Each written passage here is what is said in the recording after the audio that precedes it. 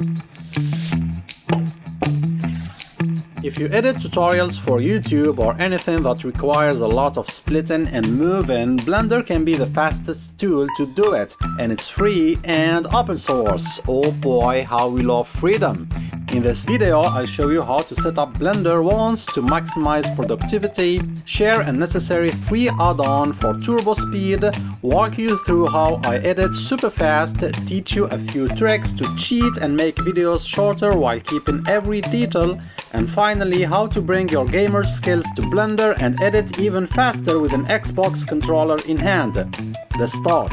Hello guys, and welcome to this Blender VSE or Video Sequence Editor tutorial, in which we will learn how to do speed editing using this video editor inside Blender. So before we start, there are some prerequisites. So let's go here under Edit Preferences, and then we go under Add-ons. You need to install an add-on called VSE Quick Functions or VSEQF. I will give you the link in the description. The documentation is also there if you want to learn how to use it. And you see here under Preferences, we have these features of the add-on. I only use these three: quick fades, quick markers, and quick cuts. If you want to use the other ones, they may be useful to you. Of course, you can enable these too. And then I have some special or custom shortcuts. Let's go here under Key Map. Let's go here in search and type quick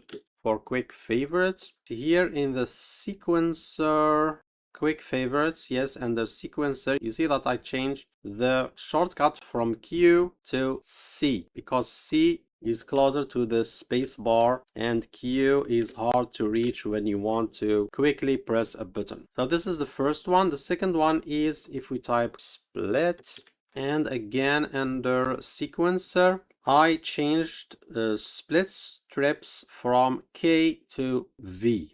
And the third one, I'll go here under key binding and I will type wheel. It's a shortcut that uses the wheel of the mouse. If you go here under frames, you see that we have two frame offset shortcuts. One of them will go one frame back using the shortcut Alt and the wheel down. So when you turn the wheel down or towards your hand, it will go one frame back. And when you do Alt wheel up, turning the wheel forward, it will go one frame forward. So by default, it's the opposite. We have one here and -1 here. I didn't like the default shortcut because when you turn the wheel forward, it should go forward. So this is more natural to me. You can either change here, wheel down to wheel up, and here wheel up to wheel down, or you can change the values here and switch the values, and then you save preferences if you don't have auto save preferences on here. Okay, so this is about the shortcuts. Now we will go to the System tab under Video Sequencer, and here you can either choose for proxy setup to have it at manual, which I usually do, or you can keep it automatic. I think the default is automatic. So proxies are files or video strips that Blender will create that are of lower quality, but they are faster to load and to play to make your editing smoother, especially if you have a slow machine. I guess it's a good idea to keep it at automatic, but the problem is when Blender starts to make those proxies with wrong settings and it puts those proxies in a place that you don't want it to put it there, or with a resolution that you don't want. So that's why I usually keep it at manual, but you can keep it at automatic. And then what you do is go here under proxy. If you can see this menu, to N, and here you can choose where to store your proxies. By default, it's per strip, which will put the proxy file on the folder in which it found the video strip that it's making the proxy for, of course, or per project. I like to put it per project, and then I choose a folder in my disk in which to put those proxies. That way, when I finish with the project, I know where all the proxies are and I can delete them to free disk space. But if you do it per strip, Each strip will be in a different folder, and you need to go through all those folders to delete those proxies, which can be a headache, I guess. More proxy settings can be found here under N, in which you choose to use proxies and you choose the resolution of the proxy. I usually do 50%, and then we will see how to choose the proxy resolution here once we add a strip. So this is for the preparation. Now we will go here and choose this file. This is a video tutorial that I discarded, but it will be useful for this tutorial. So let's drag it here. Done. So when this thing is enabled in the system, proxy setup at automatic, it will right away start to build the proxy. But now we have some more control. So with this strip selected, you see this white edge here. If you can't see the white edge, if the white edge is on this audio, you can double click on it to turn it white. So now we can create a proxy. With the strip selected, we check this and then we select the resolution, which will be 50%. If you have, like, I don't know, maybe you have 4K footage, you can use 25%. You can actually have more, but well, that's a lot of proxies. Or if you don't care really about the quality of the preview here, you can use 25%, and you will make smaller proxy files, and also the editing will be much smoother. So let's select 50, and then with the strip selected, we do rebuild proxy and timecode indices. In this case, of course, it's the first time we build the proxy, so let's do this. And then now you see building proxies. It can be slow depending on your machine. And here you see quality 50. I tried to do 1 and I didn't notice any change in file size or in the building time, so I just keep it at 50. And this is it. Let's wait for it to finish. You may also have noticed that my strips don't have the default look that strips usually have, and that's because I edited here under overlays. So you see that I removed everything here: name, source, duration, and really I don't need those thumbnails and stuff. I like everything here to be clean, and I want my audio waves to take as much space as possible. And also you see here waveforms, to have them full or half. I still prefer full. So this is it about how I set up the overlays. The only thing that shows here is the link icon here that shows that the strips are connected. There is also snapping that isn't enabled by default, I think, and overwrite, I think by default it's on shuffle. We will see how we use overwrite and snapping later. Now what I like to do with my audio selected to see the white edge here is to zoom out like this and then increase the volume. So let's go here under the strip tab and increase from here, and watch these red lines here. See that we have some loud places here, but there are only a few, and often there are places that you would cut anyway, but even if you need these places, you can, when you reach them, you can lower the volume again. So we'll increase it again until we start seeing a lot of those red lines and a lot of clipping, and I guess this is a good spot. Now we have louder volume. This is what I do usually, but for this tutorial I don't want the audio to be too loud to the point where you can't hear me while I'm editing. I will lower the volume to 0.3. Now with the middle mouse button we can navigate like this, and there is a shortcut, shift left arrow, to get the playhead to the first frame. There's also shift right arrow to go to the last one. In our frame range, we can see the frame range here, I think. With this editor, I should click on this down arrow here to get the header and then change from dop sheet to timeline. Now we can see the frame range here, start and end. These are the two that you can go to using that shift arrow shortcut. So back to the first frame, and then with this clip selected, we do shift S to bring the clip to where the playhead is. And now we can start editing. So first we hit the space bar. Hello guys, and welcome to this new Blender VSE. So we start where we say hello. Now you can use that shortcut Alt wheel and you listen to the audio. We see that we have audio scrubbing, and here in the timeline editor we can go here under playback and check scrubbing if you don't have it enabled. So with the playhead here, with the strip again selected, we do C to get quick favorites, and we do ripple trim left, and now we cut the strip and we also brought it to the first frame. To get stuff in the quick favorites menu, you go here, or whatever you want actually, but I got my trim left from here. So you right click and you do add to quick favorites. You can add anything from here. Maybe there are some that you use more than I do. So you right click one of these and you do add to quick favorites. And now if you go here and do C again, you see that we got this. And to remove it, you do right click again and remove from quick favorites. So here what I need most is ripple trim left, ripple trim right, ripple delete, and the retiming. The retiming I got from, I think, strip retiming. So right click, add to quick favorites, and C under retiming. This is to control the speed of the strips. So all the retiming controls are under this menu. So again, hello guys, and welcome to this new Blender VSE video sequence editor. So you see here there is a silence. So Blender VSE. So under VSC, and then we do V to cut.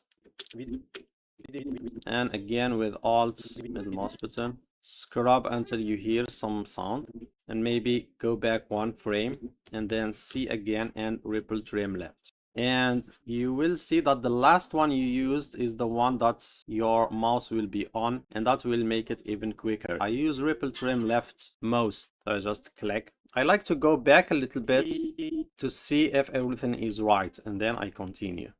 Video sequence editor, VSE video sequence editor update. So sequence editor. So here V, then Alt, wheel up, and C, ripple trim left. Again go here, listen. Editor update. In the latest version, Blender 5.0. So, editor update. Nice. V.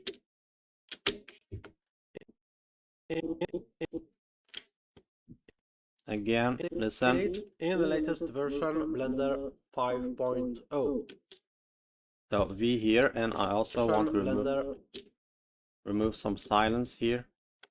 C and ripple trim left.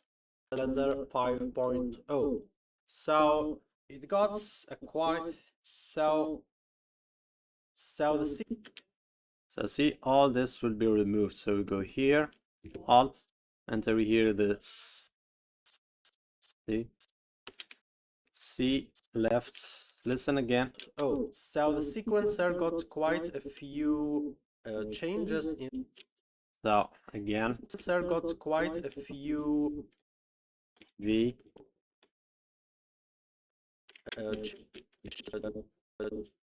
We remove the silence and the So again, quite a few changes in this version, and it may be a bit confusing.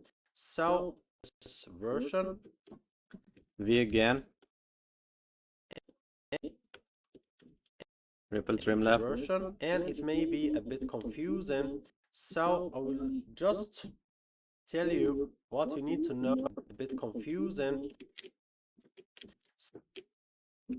So I will just so here, well, you don't need to keep it like well, just well.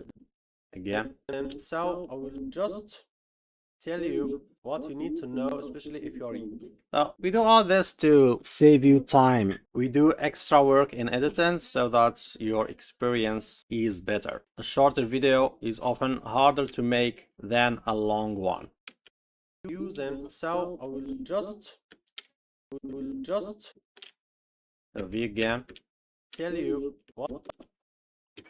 So here, just tell you I forgot to use ripple left, so I will select this one with the silence and do C and do instead ripple delete. I guess you get it. Just Sometimes, especially in tutorial, when you are drawing something, creating something, modeling something, you need to speed up that workflow. Let's pretend that this is a strip in which I'm doing something and I want to speed it up, but I want to keep the audio as it is. tell you what you need to know, especially if you are used to use VSE in the previous versions.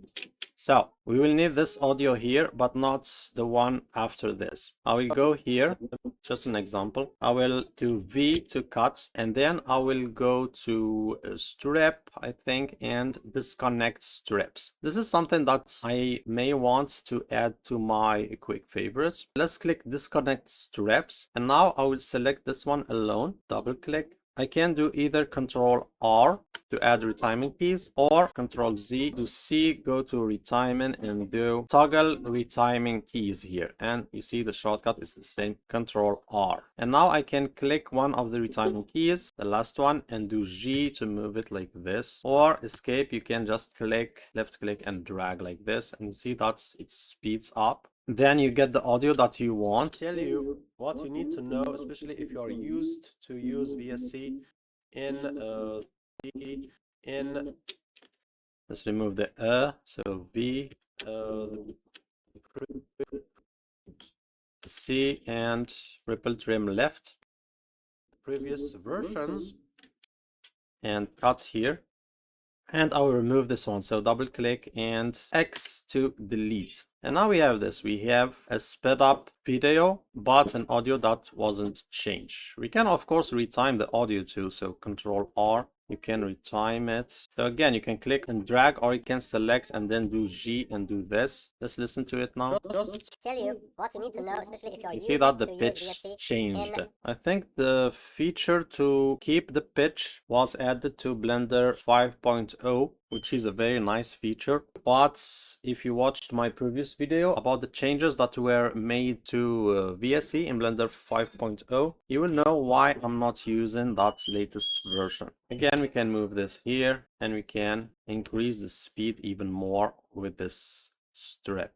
Now we can select this and bring it back with G here, or you can do page up, I think, to get the playhead to the edge here, and then page up again to get it to this edge. You can also do page down to go back. So page up here, and you can, with this strip selected, do Shift S to bring it to where the playhead is. I will show you maybe also how to use the freeze frame feature. You will again put the playhead where you want to stop the video from changing. At the C retiming, do add freeze frame and slide. So this will add a freeze frame, and then if you slide, if you drag your mouse, you can move like this and make this frozen part as long as you want. And I often do this without the audio, so I do the trick that I did here. I first disconnect the strips and also select only the video strip, so that's the freezing affects only the video and not the audio. Let's do Control Z to remove this frozen bit, Shift S again. So we have this scenario where you have a long video in which there is something happening, and then the audio is spaced. So you can disconnect strips, retime the video, and then you cut the audio and put the audio where the action is happening, so that you have a shorter video with the same information and the audio in the right place. Hello, so I'm back from the future to talk about an important addition here. If you have a clip like this and you do toggle retiming keys, and you have audio like this and you want to speed it up by clicking G,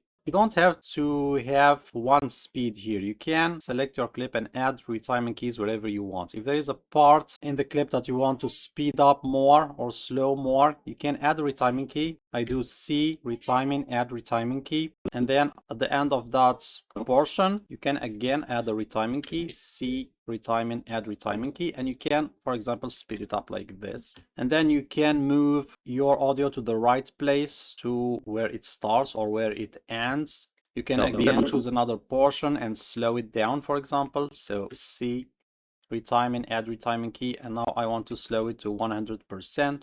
or even less than that if I wish. And you can either bring your audio to the place you want, or you can also bring the retiming key. So you can, for example, if you have audio here and the parts that syncs with it here, for example, you can create a retiming key and then bring that to the start of your audio. Yeah, you can do a lot using these techniques. There is another scenario, for example, if there is a silent strip of video where there is something happening in video but nothing in audio, but then after that you have you talking but nothing happening in the screen. So what you do here, cut the silent part V, and then you go to here where nothing is happening in the video.